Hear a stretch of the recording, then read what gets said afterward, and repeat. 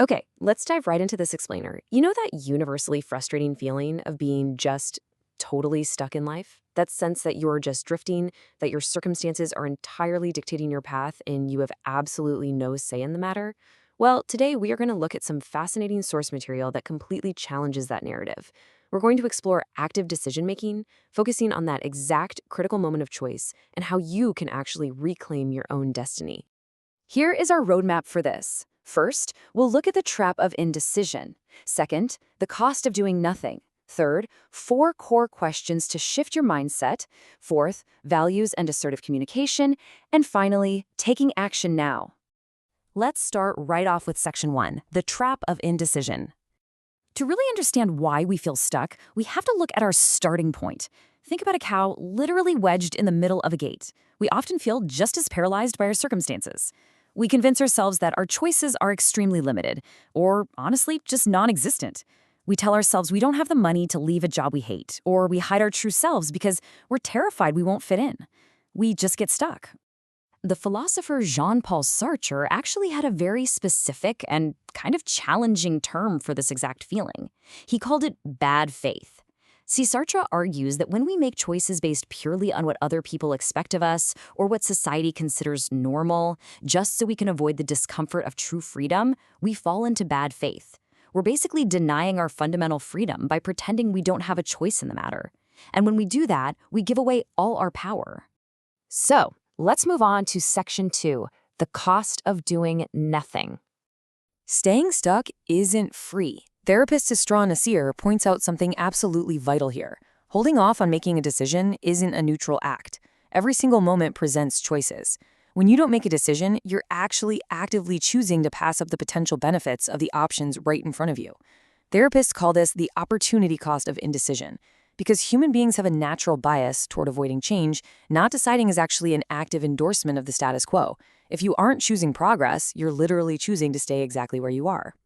That perfectly brings to mind this powerful thought from the poet Rabindranath Tagore. You can't cross the sea merely by standing and staring at the water. It really hits the nail on the head, right? Passively staring at your options, overthinking every little detail, and letting that opportunity cost compound, it gets you absolutely nowhere. We've got to start moving. How do we do that? That takes us to section 3, the 4 core questions. Psychologist and Holocaust survivor Dr. Edith Eger provides this fantastic, highly practical framework in her book, The Choice. And it starts with question 1, what do you want?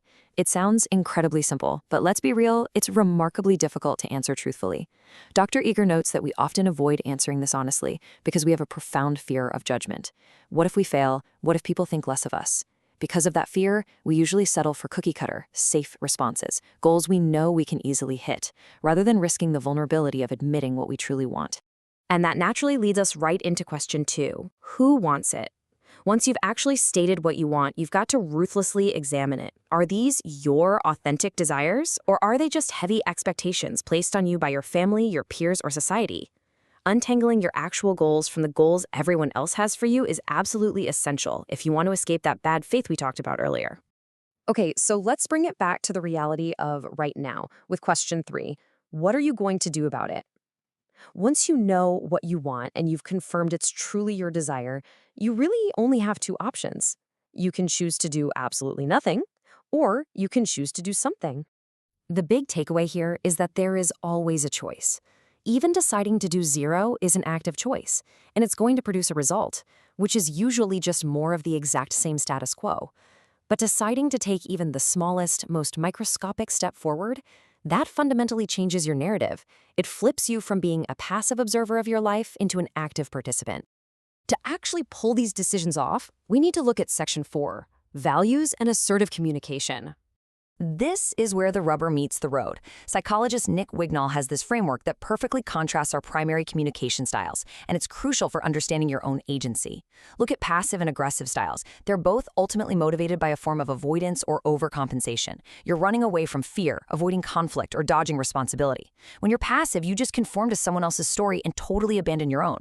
But being assertive is entirely different. It's motivated by approach. It's being honest about your own needs while still respecting others. It builds true authenticity. Dr. Edith Eger summarizes this flawlessly. She says, to be passive is to let others decide for you. To be aggressive is to decide for others. To be assertive is to decide for yourself. Think about that. Assertiveness is literally the voice of active decision-making. But where do you actually find the courage to be assertive? Well, Wignall argues the secret is clarifying your values. When your values are vague, procrastination completely takes over because you don't have any real motivation. But when you are crystal clear on your core principles, that cures procrastination. It helps you navigate those really difficult trade-offs. For example, if you know deep down that you highly value community, that clarity makes it a whole lot easier to assertively choose a role at a local nonprofit over a crazy demanding startup. Your values are the anchor you need to invest your agency productively. All right, we have the mindset framework, we have the communication tools. Let's move to section 5, taking action now. You've probably seen Stephen Covey's famous time management matrix before. If you genuinely want to take control of your destiny, your eyes need to be glued to quadrant 2, activities that are important but non-urgent. Highly effective people aren't just running around putting out urgent fires all day, they are opportunity-minded. They fiercely protect quadrant 2 by assertively saying no to all those trivial distractions popping up in quadrants 3 and 4. Remember, the way you spend your time is the absolute truest reflection of your actual priorities. Now, when it's finally time to pull the trigger on a choice, Isra Nasir recommends 4 simple steps to build up your confidence. First, break those big, overwhelming decisions into smaller, manageable chunks. Second, weigh the pros and cons objectively. Third, practice your decision-making on low-stakes issues first. And fourth, this is the big one, embrace failure. Knowing that things might not work out perfectly actually removes that paralyzing fear of making the wrong choice. It frees you up to actually govern your own life. Which brings us right to the 4th and final core question of Dr. Eager's framework.